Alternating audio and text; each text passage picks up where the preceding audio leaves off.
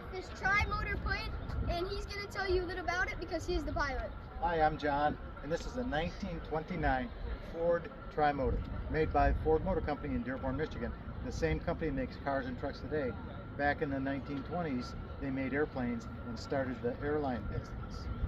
Wow, that was cool. So now we have an airplane joke, and here it is. Why did the students do their homework in the airplane? Why?